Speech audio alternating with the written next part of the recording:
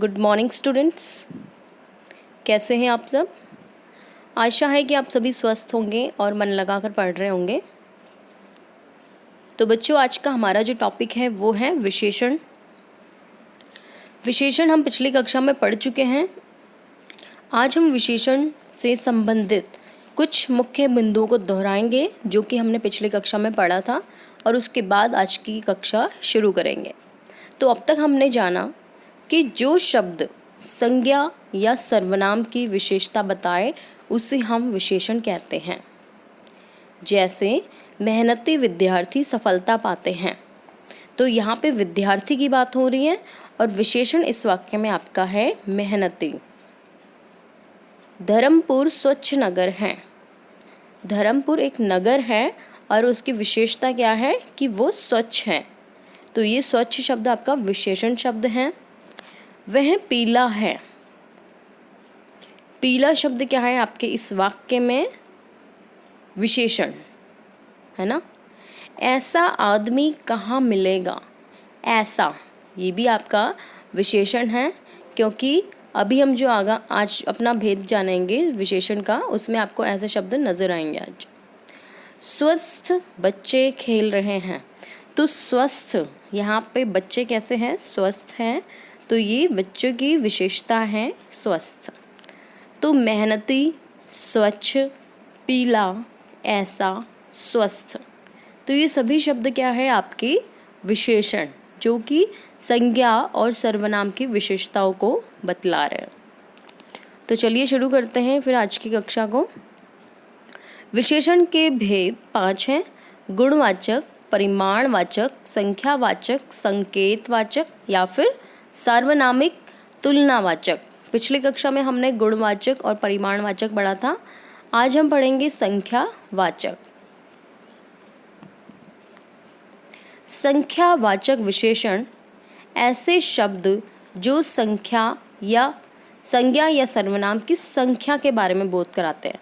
नाम से स्पष्ट है संख्या, यानी कि जहाँ पे आपको संख्या के बारे में बोध कराए वे शब्द आपके संख्यावाचक विशेषण कहलाते हैं। जैसे कि यहाँ पे लिखा है कक्षा में 40 विद्यार्थी उपस्थित हैं, तो यहाँ पे विद्यार्थी तो आपका संज्ञा शब्द है, पर यहाँ पे 40 क्या है आपका संख्या, तो ये हुआ आपका संख्यावाचक विशेषण, क्योंकि यहाँ पे आपको संख्या का बोध हो रहा है ना स्पष्ट। कितने नंबर ऑफ स्टूडेंट्स, 40। दोनों भाइयों में बड़ा प्रेम है, तो दोनों, यहाँ पे नंबर कितने पता चल रहा है, 2। उनकी दूसरी लड़की की शादी है, तो यहाँ पे क्या है, दूसरी, तो नंबर यहाँ पे भी पता चल रहा है। देश का हर एक बालक वीर है, तो यहाँ पे हर एक यानी प्रत्येक, ईच, एवरीवन, तो यहाँ पे जो आपका वर्ड है उपयुक्त वाक्य में 40, दोनों, दूसरी और हर एक शब्द क्या है आपका संख्यावाचक विशेषण, क्योंकि इसमें संज्ञा और सर्वनाम की संख्या का बोध करा रहे हैं। अब संख्यावाचक विशेषण में भी परिमाणवाचक विशेषण की तरह 2 भेद हैं, एक तो निश्चित और दूसरा अनिश्चित। संख्यावाचक में 2 भेद इस तरह हैं, निश्चित संख्यावाचक विशेषण और अनिश्चित संख्यावाचक विशेषण। नाम से स्पष्ट हो रहा है, जहाँ पे आपको संख्या का बोध हो स्पष्ट वो तो निश्चित है, जहाँ पे संख्या ना पता हो वो अनिश्चित है। तो चलिए इनकी परिभाषा को जानते हैं। निश्चित संख्यावाचक विशेषण, जो विशेषण शब्द संज्ञा या सर्वनाम की निश्चित संख्या का बोध कराते हैं उसे निश्चित संख्यावाचक विशेषण कहते हैं। अमित के पास 3 पेन हैं, इस वाक्य में आपका 3 शब्द आपको संख्या का बोध करा रहा है ना, तो ये क्या हुआ आपका निश्चित संख्यावाचक विशेषण। इस वाक्य इन अनुच्छेद में या इन वाक्यों में आपके निश्चित संख्यावाचक विशेषण भी है और अनिश्चित संख्यावाचक विशेषण भी है। दूसरा वाक्य है आपका, मीना ने मुझे कुछ फल खाने को दिए। कुछ फल में क्या आपको यहाँ पे संख्या का बोध हो रहा है, नहीं हो रहा, तो इसलिए आपका ये कुछ क्या है, अनिश्चित संख्यावाचक विशेषण। हमारे गांव में बस एक ही बस आती है, यानी कि केवल एक बस आती है, तो यहाँ पे आपका जो एक शब्द है वो संख्या शब्द है, यानी निश्चित संख्यावाचक विशेषण है।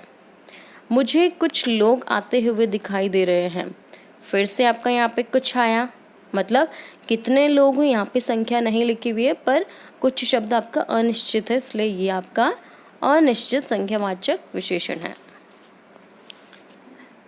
देखिए, निश्चित संख्यावाचक के 6 भेद हैं। किस तरह हम इसको बांट सकते हैं? जब हमारे सामने वाक्य में कुछ संख्या नज़र आती है, जैसे कि पूर्णांक के बोधक के रूप में 1, 10, 100, 1000, लाख आदि।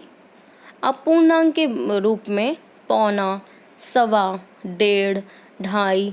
इसको क्या करते हैं, हम तोल सकते हैं पर इसको गिन नहीं सकते ना।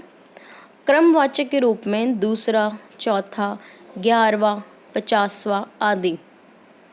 आवृत्तिवाचक के रूप में कैसे, दुगुना, तिगुना, 10 गुना।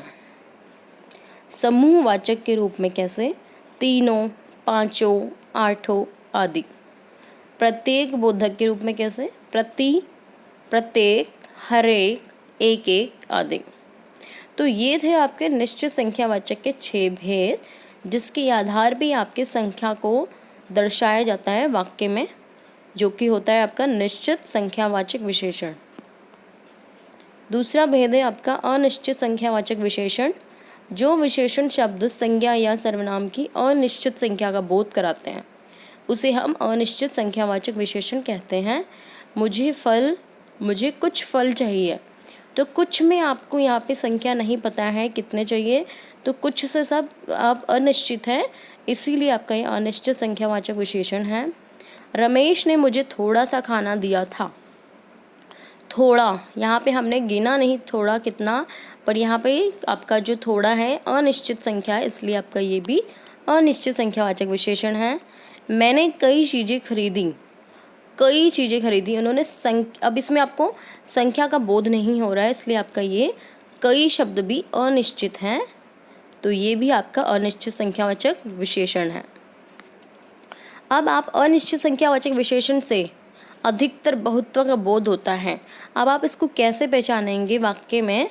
इसमें देखिए, आपके बहुत्व मतलब बहुत अधिक, ज़्यादा मतलब संख्या में ज़्यादा का बोध होता है आपको, किसमें, अनिश्चित संख्यावाचक विशेषण में। जैसे उदाहरण, सारे आम सड़ गए, तो आम कितने थे, ज़्यादा होंगे, तभी यहाँ पे सारे की बात हो रही है, यानी बहुत्व, संख्या के बहुत्व का बोध होता है वाक्य में। सारे आम सड़ गए, तो सारे शब्द आपका अनिश्चित संख्यावाचक विशेषण है।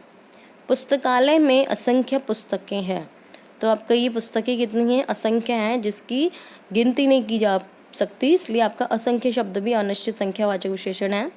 लंका में अनेक महल जल गए, अनेक शब्द भी आपका महल के लिए है, मतलब गिना नहीं है, पर इसमें कई सारे महल जल गए हैं, तो इसलिए ये भी अनिश्चित है, यानी कि अनिश्चित संख्यावाचक विशेषण है।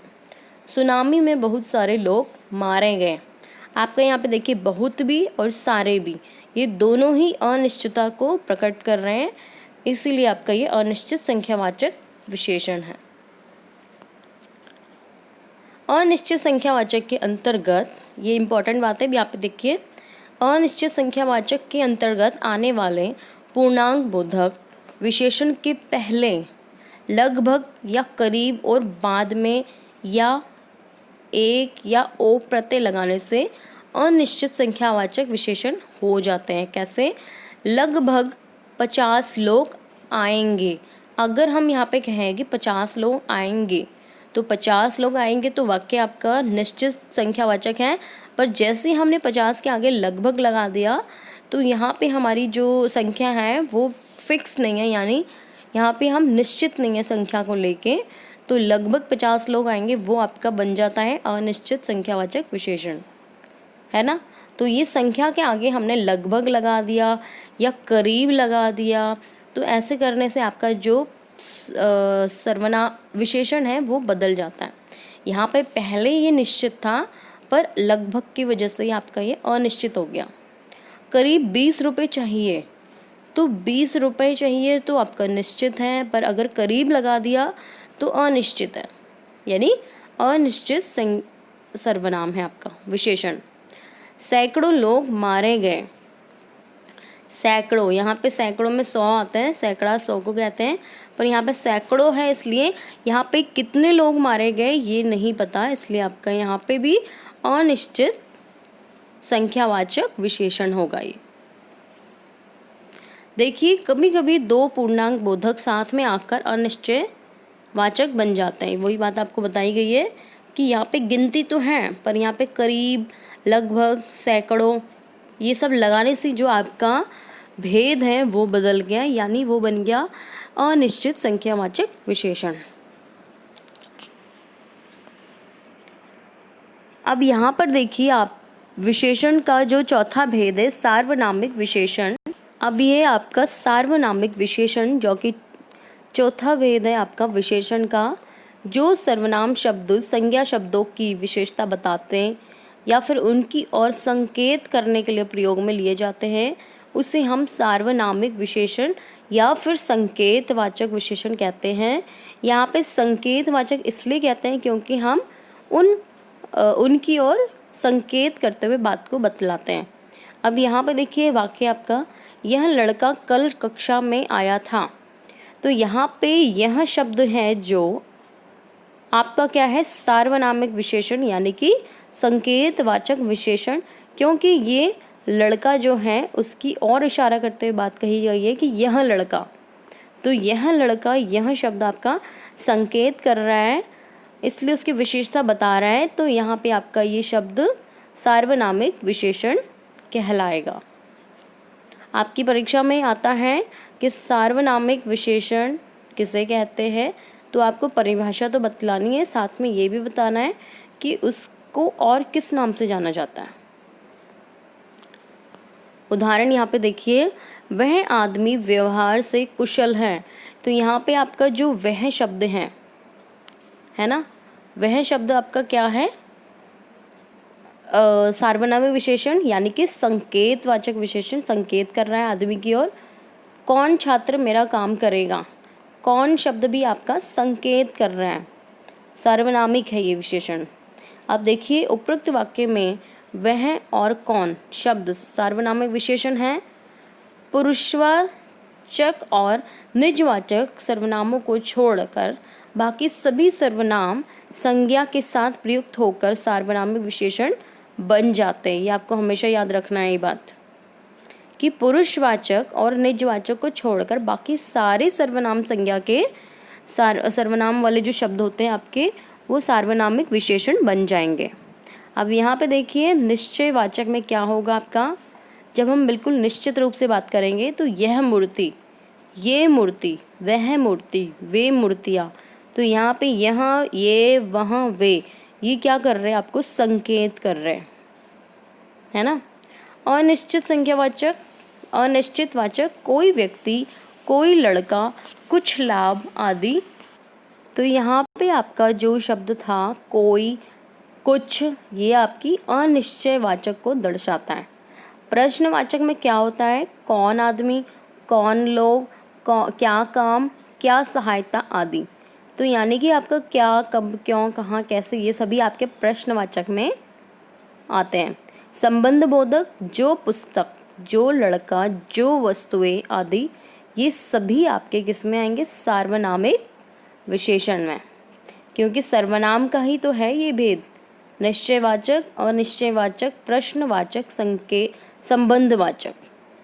इसने साफ साफ बोला है कि पुरुषवाचक और निजवाचक सर्वनाम को छोड़कर बाकी सभी सर्वनाम आपके सार्वनामिक विशेषण बन जाते हैं।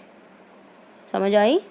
वह शब्द आपका सार्वनामिक है, वह आप चाहे तो आप निश्चयवाचक सर्वनाम से ले सकते हैं, पर वह आपका जब सार्वनामिक के रूप में लिया गया है तो वह आपका संकेत या फिर सार्वनामिक विशेषण है। चलिए देखते हैं आपको ये पाठ कितना समझ आया है। कुछ प्रश्न हैं यहाँ पे जो कि आपको स्वयं करने हैं। निम्नलिखित वाक्य में विशेषण शब्दों को रेखांकित करके उसका भेद लिखिए। उदाहरण के लिए आपको करना है ऐसे, यहाँ पे जो प्रश्न है, यह पेन तानिया का है, तो यह शब्द क्या है आपका, अभी अभी पढ़ा हमने, यह शब्द है आपका संकेत या फिर सार्वनामिक विशेषण। और यहाँ शब्द हो गया आपका विशेषण और भेद का नाम हो गया संकेतवाचक या सार्वनामिक विशेषण। इसी तरीके से आपको सभी वाक्यों को अपने आप करना है, विशेषण ढूंढना है और उसका भेद लिखना है। पिताजी 4 किलो अनार लाए, सोनल विनम्र हैं, पेड़ पर 3 चिड़िया बैठी हैं, हम सब भारतीय हैं, कमीज़ 2 मीटर कपड़े में बनेगी, हम सब ने बहुत मिठाई खाई, हम कुछ मित्र घूमने जा रहे हैं, मुझे थोड़े चावल देना, इस पुस्तक को मैं पढ़ना चाहता हूँ। तो आपका आज का गृह कार्य यही है कि आपको ये सभी प्रश्न अपनी कॉपी में लिखने हैं और याद करने हैं, विशेषण ढूंढ के उसका भेद लिखना है। अगली कक्षा में मिलेंगी अंतिम भेद के साथ विशेषण के। तब तक के लिए धन्यवाद।